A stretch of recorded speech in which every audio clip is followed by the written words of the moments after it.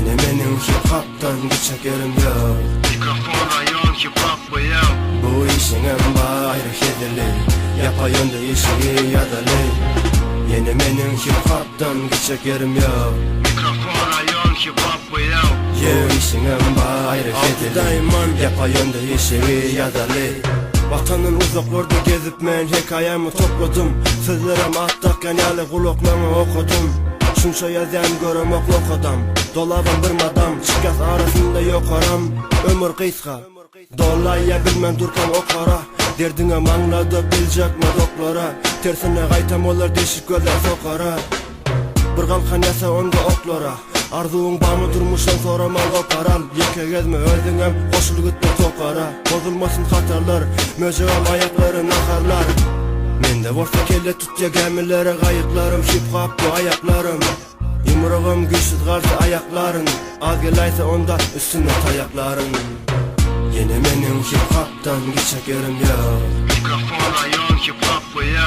Bu işin en bayrı hedeli, yapayım da işi yadalı.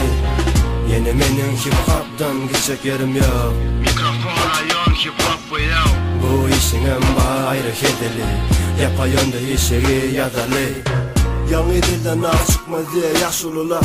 Hava söylen yönetsen yala aşk derme pula. Kıylarım kuyruk bular görse ola. Benim şu rayonum dediğim kara ola. Benim bilem oktum rapçi olacak mı? Bilem oğam bu işe kaça koyacak mı? Rapinin bayrı hedeli, paylan ya fikirlerim kavun yerli kesili. Bu kore kışan bilmezsen mesleğini. Yöne mikrofon rayon arkaya neşte sesimi. Bu bana yetti eştin mi? Şişircik olup olum deşti mi? Ağınır bakıp koyuyorsan bu telpe geçti mi? Kaçta boşta atmosfer tomuzlarım gülgeli. Ait bir toz süneli.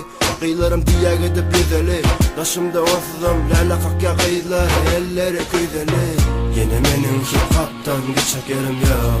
Mikrofon rayon hip hop bu ya. Bu işin en bayrı hedeli, yapayım da işi yadalı.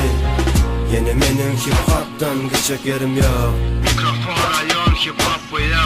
Bu işin en bayrı hedeli, yapayım da işi yadalı. Yine benim İki hip hop'tan muştu o geçecek yerim yok. Ne mikrofon ne başka.